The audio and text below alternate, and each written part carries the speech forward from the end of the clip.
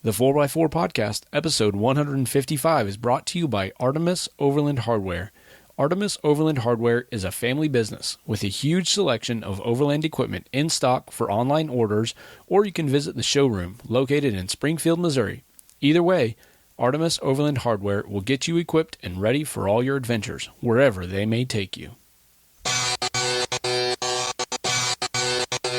You're listening to the 4x4 Podcast, the podcast all about four-wheeling, overlanding, off-road racing, and the outdoor lifestyle. We talk about news, tips and tricks, answer your questions, and interview big and little names in the off-roading world. So whether your rig is busted and you're in the shop wrenching on it, or you're on your way to the trail, join us and we'll keep you plugged in on topics to help you get away. Here are your hosts, Dan, Craig, and Rich. Thanks for coming back for another episode of the 4x4 Podcast, and today we have a very exciting interview. Today, Rich and I get a chance to talk with Ted Wentz from Quadratec. Now, Quadratec is a very well-known brand in the Jeep space. High probability, like we talk about on the show, that there is a Quadratec Essentials catalog somewhere around the commode in your house. I don't know, it could be. But a lot of great things talked about on here, and we have the show notes all teed up, ready for you to catch the links that we're talking about, especially the really interesting ones. Just go to the 4x4podcast.com/155, and you will find links to everything that we've got right there. All right, without any further ado, let's jump to that interview.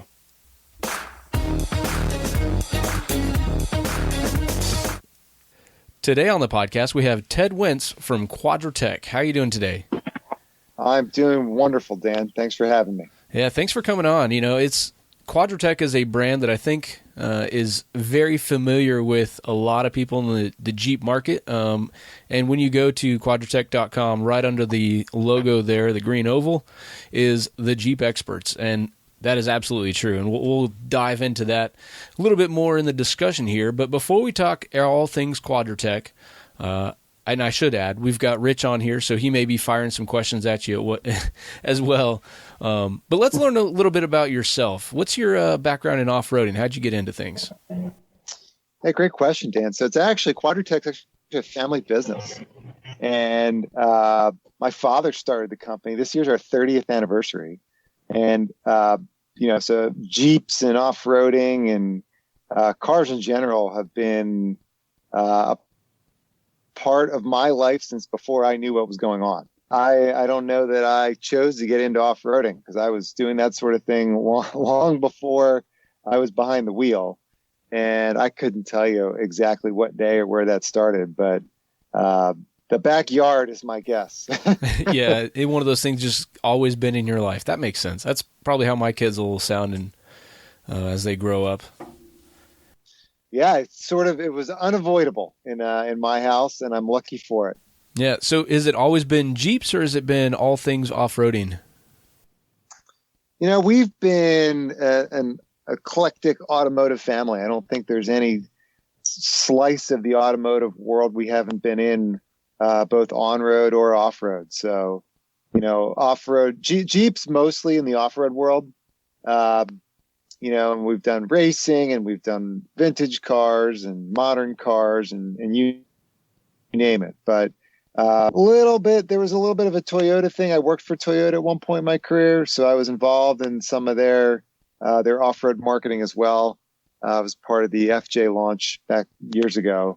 But I would say 90% of my off-roading history is in a round headlighted vehicle. Okay. Well, I won't hold the Toyota thing against you. I actually, you're talking the FJ Cruiser, the launch of that one? Yeah. I worked for Toyota at that point out in California. And we did some marketing involving two off-road teams, actually. Yeah, the Trail Teams campaign that they had, I think was a huge benefit, and I think it's kind of like stayed with the Toyota marketing ever since then. Yeah, you probably would know better than I would. I haven't been to a Toyota off-roading event since then, and I left there quite a while ago. But it was, it was an interesting program. I think it was pretty impactful for what they were trying to do. I think we both know the Jeep world has a far wider and deeper draw. But they were doing what they were trying to do. In my heart of hearts, got to admit that I'm a Jeep guy. Yeah. Well, okay. So down there in the center of your heart, do you have a favorite Jeep? It's funny. There's been so many neat Jeeps in my life over the years. And right now, because of our 30th anniversary, we're doing some things with the Jeep. My father's first Jeep that he bought right around when he started the company. So that's an 89 YJ Sahara that we still have. And that's the car I learned to drive on the road on. I learned to drive stick with that car. And, it get a little ratty around the edges recently. So we gave her a little turbo boost, and man, it is great to get behind the wheel of that Jeep again right now. So right now, that one's got my attention, and it's great to be 16 years old again, jumping behind the wheel of that Jeep. Yeah, for sure. Well, YJ Saharas, they just seem to be survivors. Like, of all the YJs out there, it seems like you see more Saharas than anything else.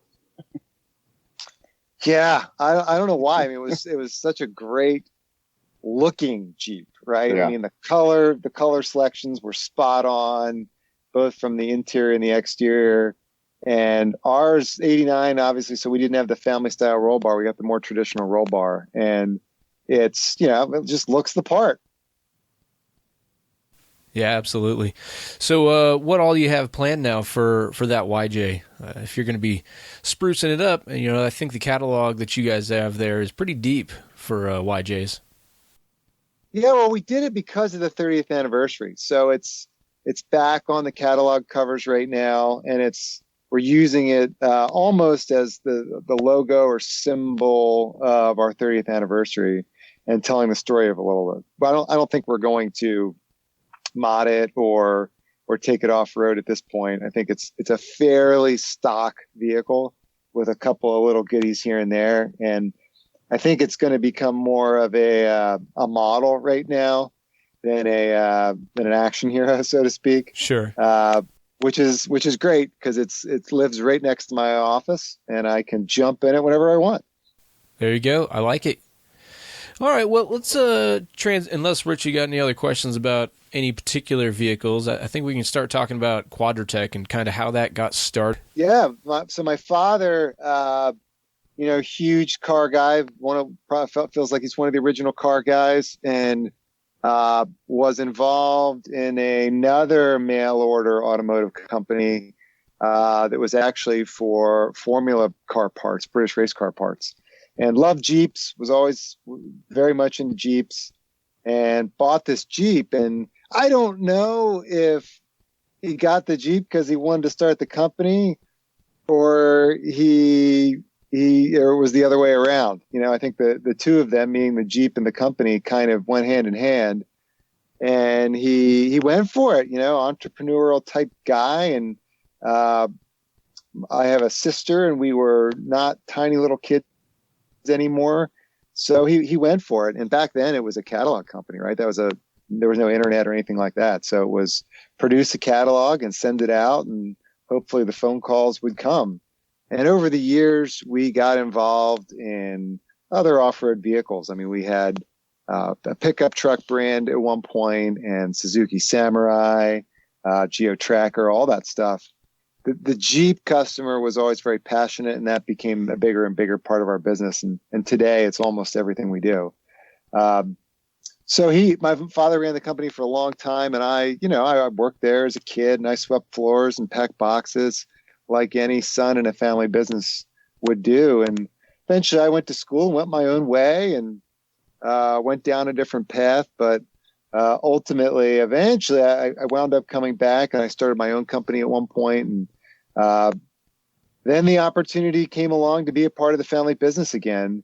And so I took this role about 2 years ago, and here I am. But we have chugged along, whether my father was running the company or me, for 30 years now. We went from just a direct mail catalog company to embracing the internet when that came out. And, we went through several websites and today we're probably more of an e-commerce company than anything else. We still do direct mail. There's still a sizable group of folks that like that way of interacting. And man, if you look at where we are today compared to where we were 20 or 30 years ago, it blows my mind sometimes, just the number of products, the amount of innovation in those products, the amount of customers we have, the number of Jeeps on the road. Whoo! Who saw that coming? We certainly didn't. Yeah. And the advent of the 4-door, that was a major change for us and everyone into Jeeps. And I don't know what the next hot thing is going to be, if it's a technology or a change Jeep makes to the vehicles that really changes the business. But we're excited to embrace whatever that is. And hopefully it's not too complicated or expensive when it gets here. Yeah. Well, I want to back up and talk a little bit about the catalog, because I would be surprised if there's not a single hardcore Jeep fan that does not have one of the Essentials catalogs in their bathroom. I'm sure I'm not the only one there. We live on the top of the toilet, right? Exactly. Yeah, that catalog, as car guys, catalogs, magazines, it seems to be a more important fabric of our hobbies than some. You go to the bookstore, and there's always a crowd of guys around the car magazine section. And that was something that my father realized a long time ago and still holds true today. And that ability to hold on to that thing, and when the spirit moves you, pick it up. It's tactile, and it's the ability to understand what's out there that you didn't know about. That's a little trickier to do with digital technology. So we're really proud of it, and it's evolved over the years, and I think it's going to continue to evolve. But car guys just love their magazines and catalogs. It's true. It's true. I still like getting those things, even though I'm definitely not a millennial, but I definitely like having that, that option. And it's good, sit down. What I like to do with the magazines and catalogs like this is sit down with my young kids that are still, I guess my youngest now he's learning to read, but having him read through a catalog just helps, broaden the vocabulary. And of course, my son's name is CJ. I don't know if that means I'm a... Love it. Yeah. I remember the first time I got a Quadratec catalog, and I opened that thing up, and it was just like, holy cow, I'm going to get in so much trouble. I will never recover from this decision. Yeah.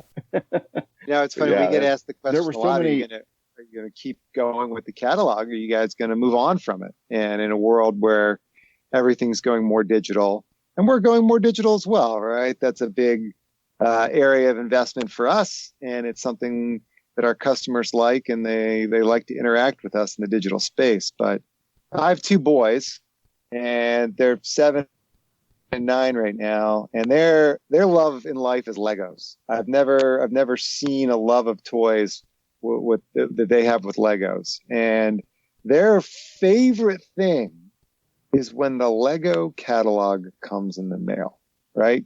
And yes, they have the website and the iPads and the computer and all that, but they light up when that Lego catalog comes.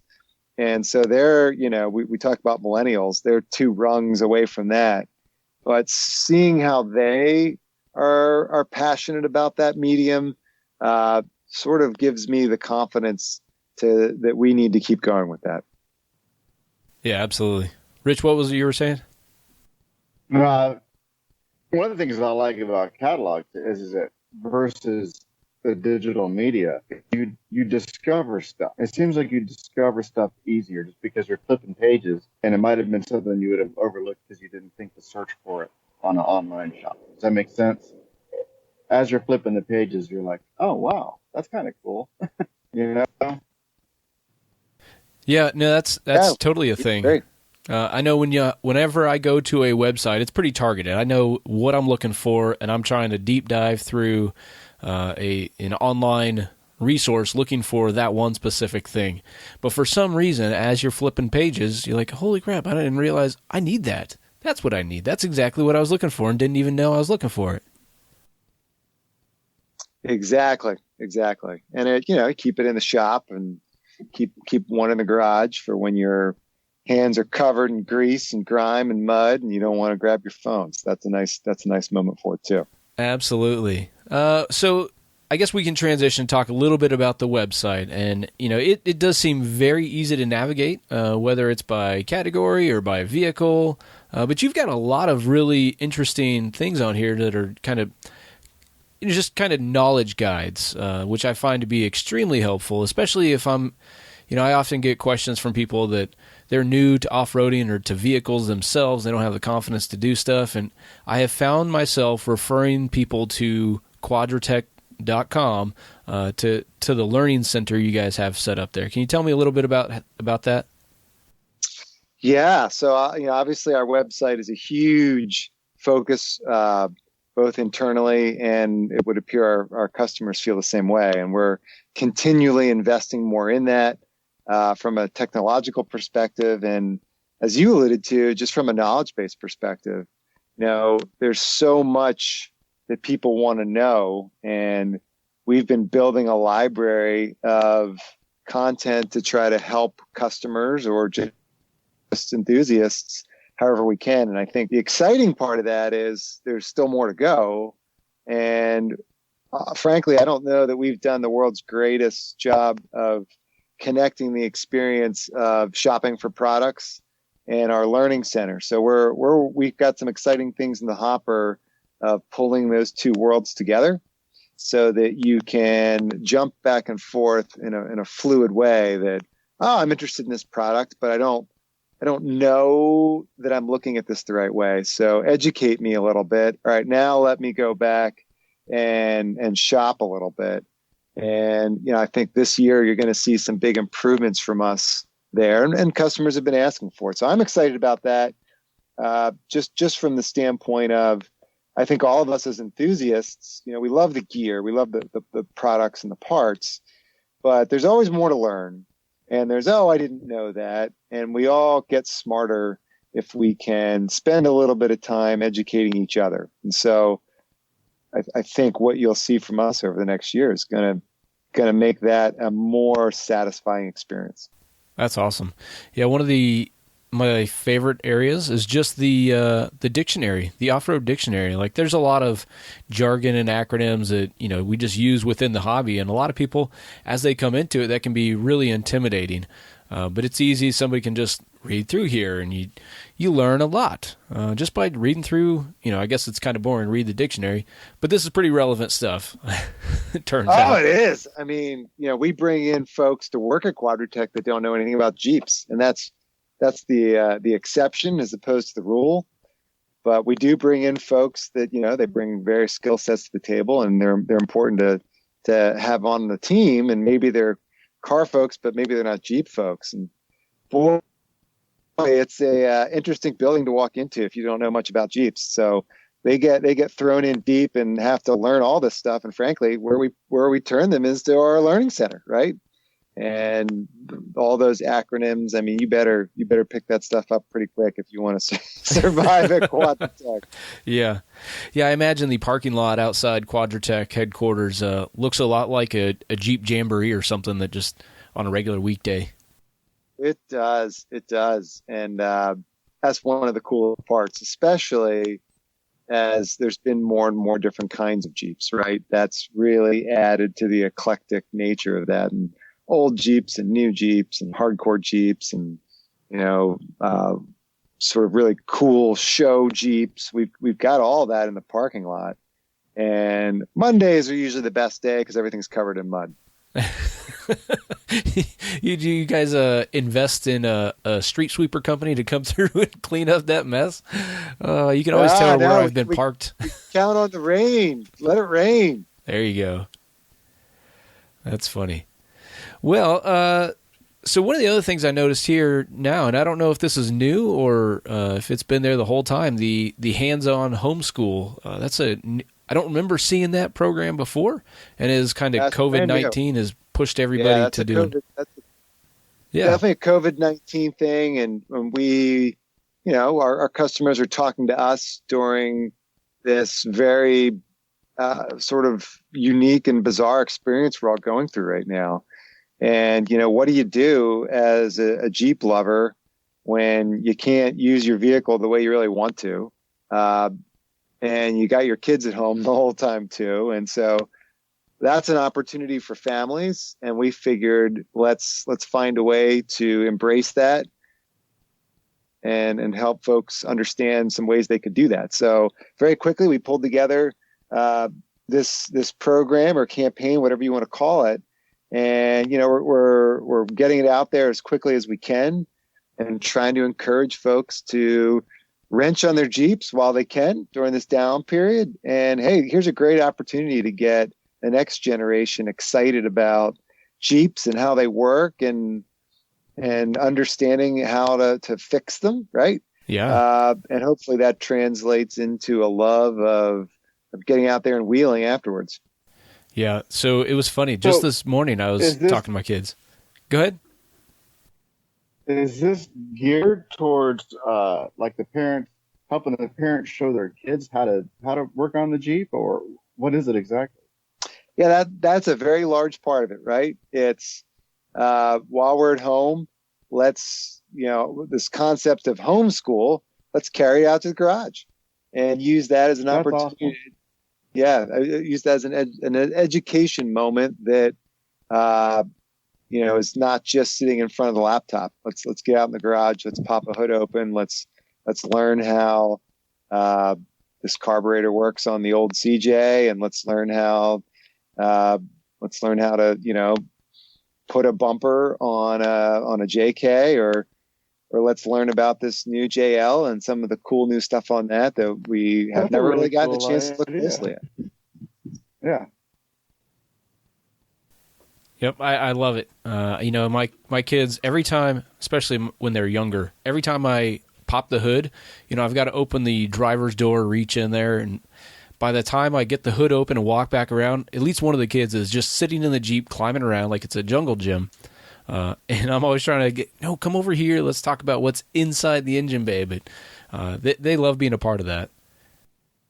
Yeah, it's funny. I've got one of my kids loves the driving aspect of the whole thing and always wants to jump on my lap and steer, whenever he can. I think he's allergic to tools though. And, it's difficult to get him to engage in the wrenching side of this. While the other one, he's a little shyer about grabbing the wheel, but he'll come out there and put nuts on bolts all day long. He wants to wrench and he wants to understand how the whole thing works and jack the car up. And he just loves that aspect of it. So between the two of them, we could hopefully keep the Jeep on the trail and going down the trail, safely. There you go. It's a good combo. So I know you guys are involved in all the sales stuff, but I'm sure there's some other opportunities that you have to kind of interact with customers. What do some of those opportunities look like?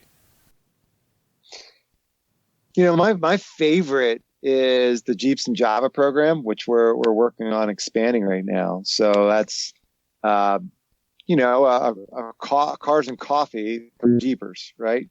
And bringing everybody together. And there's not a big focus of the event other than line the Jeeps up and have some coffee and donuts and let's just talk, right? Low pressure environment. And you never know where those conversations are going to go. You never know what you're going to see.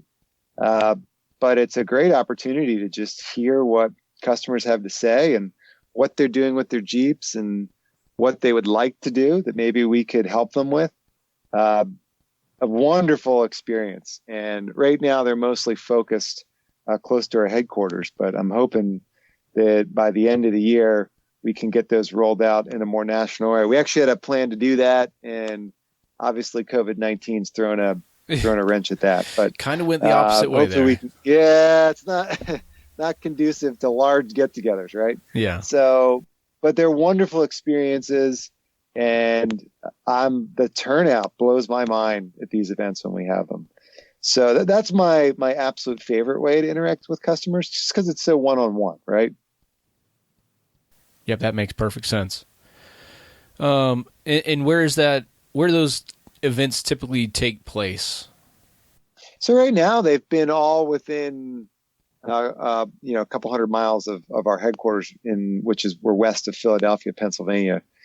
But our plans were to take them out west and up north, down south, and then some stuff in the middle as well. But I don't really know where that's going to sit until next year. So keep your eye out. Okay. And as soon as we get that program back on track, hopefully a Jeeps and Java will be coming to somewhere near you that you can get together with folks like you that are passionate about Jeeps. And you're not off-roading at these kind of events, or you're not out on the trail, or you don't have to worry. It's not an action-based activity. It's just a chance to sit back and relax and talk about what's fun and ask questions, right? Because guaranteed somebody's going to be there that knows more than you do, right? And that's a fun experience to get to talk to somebody and learn. And the flip side of that is guaranteed somebody's going to be there that doesn't know as much as you. And there's a great opportunity to coach and help somebody grow the passion for their hobby. Sure. And, one of the things we talk about on the show a lot, is the varying buying experience between online and seeing something in person. When you've got a gathering like that and somebody can actually put their hands on and see what it is that they're looking at, and maybe get a better idea. Maybe this one's not going to work, but this brand does theirs a little bit differently. It's a good way to kind of see some things a little differently. Yeah, it's social media on steroids, right? It's sort of in a world where so many of our interactions are happening now on social media, and we're doing that as well with our customers and having those conversations over the phone and the computer. But this is the polar opposite of that. It's old school, right? It's all right, let's actually look at each other in the eye and talk about this. Yeah, that's super helpful. Well, you mentioned social media. If somebody wants to kind of follow Quadratec and everything, where would you have them go? Yeah, I think there's three main places where we interact with customers via social media, and that would be our Facebook page, our Instagram page, and then our YouTube page. And so some of those are more conversational in nature than others, obviously. And we do other things as well, Twitter and forums and what have you. But, if you just want to digest information, our YouTube page is a lot of fun, right? And our video team does a wonderful job. Rob, our on-screen host, who I think more folks think of Quadratec of Rob than anybody else, right? Yeah. So they do a wonderful job. They have a lot of fun, and they do a good job educating and entertaining all at the same time. So that's a great spot to go. Facebook's quite a bit more interactive, right? And you can jump into conversations and see latest products and deals and events and what have you. All that runs through our Facebook page. And Instagram's a little bit newer for us. And I think we're still understanding how Jeep lovers like to interact with us through Instagram, but it's certainly very visual in nature, and it's pretty light, right? That you sort of look at this stuff and get a light, quick, easy feel for what looks you like and maybe where you want to go with your next project. Sure. So you mentioned the forum. I saw down, if you scroll all the way down to the bottom of the website, there's the Quadratec forum link, and it takes you over. And that's one of the things that, among the hosts of the podcast here we've talked about before is kind of the different interaction and kind of the strengths and weaknesses of the social media versus an actual forum. Are you finding that, I know there's some crossover, but is Quadratec kind of leveraging the forum to reinforce the social media or the other way around, or how's that work? Yes, it's a great question. I mean, 10 years ago, forums dominated so many different aspects of our business. And I would say that the emphasis on forums, not only from our perspective, but just from the customer's perspective, is a little lighter probably than it used to be. And, we obviously, yes, we do have our own forum, but there are a lot of other great forums as well. And so we like to embrace all of them and want to be engaged in the conversations that are happening across all those different platforms. I think that you have some folks that do the forum thing and then also do other aspects of social media with Jeep, but I also think there's a lot of people that just stay in the one silo, right? And that's where they're comfortable and that's where they want to have their conversations. I will say in general, I think that the percentage of people having those conversations outside of forums is larger now than it probably has been over the past 10 years. Yeah. Yeah, which is in some ways unfortunate. I think one of the problems with social media is the drive-by kind of approach to everything. Like you see it, Right. and like you said, with the lightweight Instagram, that post is gone, and due to the algorithm, it makes it impossible. Like, oh, I accidentally hit the wrong button. I just want to go back to that one spot, and it's a disaster. But that's way less of a problem with a forum. But interesting Yeah, I conversation. agree. It seems like every time a new technology comes out, we're moving to a slimmer period of time to interact with the consumer, right? Or a friend or family member or whatever. And so we went from had to be conversations or letters where obviously a lot of time and care went into the conversation to the telephone, and then we moved from the phone to email and then text, and then, it just keeps getting fewer words, fewer pictures, and it's harder and harder and harder to really get into the nitty-gritty of something. And it's in this day and age, how do you, when you get to that moment where you do need that information, what is the way people want to digest that? And I think I don't pretend to know the answer to that question, but the people that do know the answer to that question, they're the ones that are probably going to have success engaging with consumers in the future. Okay, that's good discussion there. So there's a couple other interesting things that, like, as I poke around the website while we're talking, that I'm finding that I didn't know much about. There's an environmental grant and an educational scholarship things that are hiding down there. These are kind of interesting opportunities. Can you tell me a little bit more about those two programs? Yeah, they're actually not that. We've been doing this both for a while, and this all started with something we used to call Quadratec Cares. And how do you give back? So it's you got to give back more than just giving great experiences to people. I think it's about providing some opportunities for folks to move forward, and both of those programs are designed, to do that. The scholarship program, it's engaging youth and finding ways to support them and help them move forward. Not only our hope is that those folks will go on to have great careers in the automotive sector, hopefully in the Jeep world, right? But if not, so be it. At least we want to get behind them and do what we can to help them while they work to improve themselves, right? And then the grant program is a little bit more wide open than that. So that's not necessarily about youth. That's about finding opportunities for folks that are trying to make a difference in the playground that we all enjoy so much, and that we can all continue to enjoy that playground, for the next 50, 100, 200, 300 years. I think that we're not the only ones that do that. And we've worked and will continue to work closely with organizations that focus on trail cleanups, and Tread Lightly is a wonderful group of folks that we've had a great relationship with for many, many, many years, and will continue to do so. I hope that as an organization, we can do more of that kind of stuff and do more to keep our trails clean and usable and help folks understand the right way to do that. I'm always blown away when we do a trail cleanup, what we find. And I don't know how half the stuff gets in there, but, It's so true. It's huge. Like, we once found a school bus. It's like, where did this come from? So I think anything we can do, we all love being out on the trails, right? That's why we do this. We love the camaraderie of that, the adventure, the challenge. But if we want to keep doing that stuff, we need to make sure that those trails are there for us.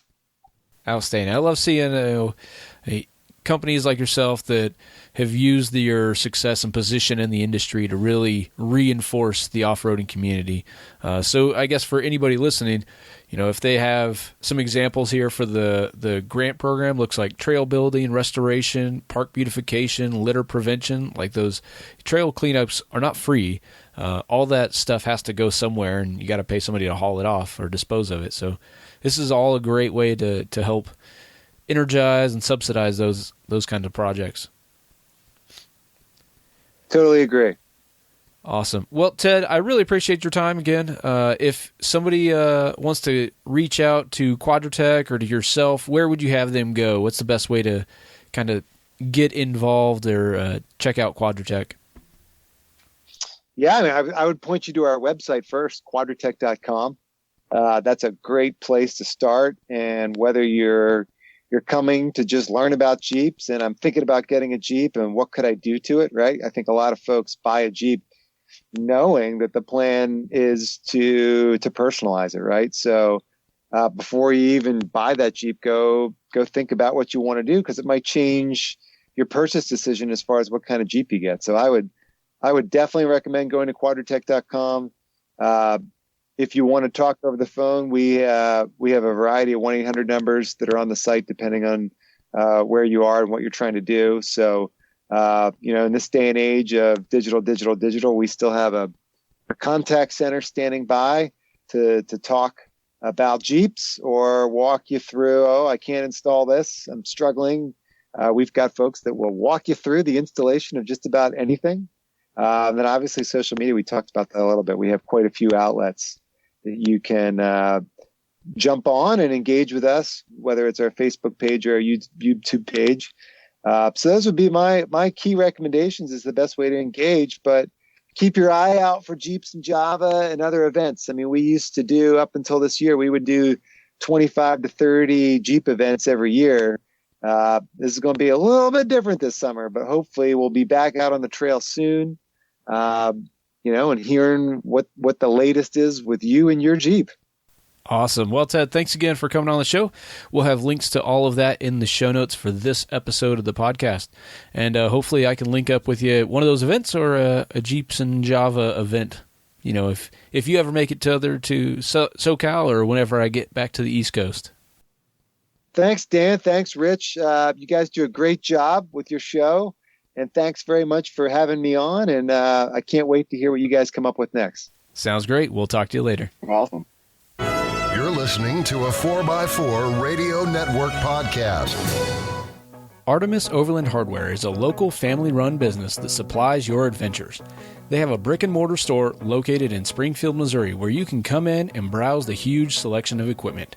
And when I say the selection is huge, I mean it's huge. Artemis Overland Hardware has a large chunk of the catalogs available from OzTent, 23-0, Easy On, Snowmaster fridges, and one of our personal favorites, Timbo Tusk, also Covia, Frontrunner, Alucab, iCamper, Come Up Winches, Factor 55, Crazy Beaver Tools, National Luna, Red Arc, Ironman 4x4, and Goose Gear. This isn't just a long list of reputable brands. Artemis Overland Hardware is all about building relationships. Relationships with the customers are absolutely important, and your satisfaction is only able to be guaranteed because of the relationship and trust that has been fostered between Artemis Overland Hardware and these brands. During this COVID-19 lockdown period, the showroom is unfortunately closed, but ArtemisOverland.com is open for business and orders are shipping like normal. If you have any questions, then you can still call and talk to Aaron and his team. Check out ArtemisOverland.com and get equipped and ready for your adventures, wherever they may take you. That's ARTEMIS Overland.com. Check them out and hit them up on social media to say thank you for their continued partnership with the 4x4 podcast. All right, and that is it for this episode. We're going to save the gear reviews and Off-Road 101 and In the Garage segment for when we have Craig and Rich both on the show. I just want to remind you that we are proud members of the 4x4 Radio Network. So whenever you're done listening to this podcast, head over to 4x4radio.com. And there you will find the Center Steer podcast, the Jeep Talk Show, We got Trail Chasers and On the Trail with Kevin and Scott. And of course, the 4x4 podcast, so you can catch us there. If maybe subscribe to that feed and catch all the other shows mixed in there between hours. Thanks again to Artemis Overland Hardware for helping the show continue. Be sure to check them out on Facebook, Instagram, and of course at artemisoverland.com and their newly expanded showroom space there in Springfield, Missouri. If you want to send any feedback for this episode, you can do that on email. We are the 4x4 podcast at yahoo.com. We're on Facebook and Instagram and Twitter at the 4x4 podcast at all of those places. You can send a voicemail or a text to 719-924-5337, and we're very responsive there. But also, if you want to send a higher quality message, voicemail, just hit the SpeakPipe tool located here on the show notes for this episode. And I guess that's it. Oh, and if you want to share just the file for this one, this is a great way if you want to share it on social media. Just include the link, the 4x4podcast.com/155mp3, and that'll be the link to just the show audio. All right, now it's time to hit the trails. So tread lightly, God bless, and stay safe out there while exploring your world.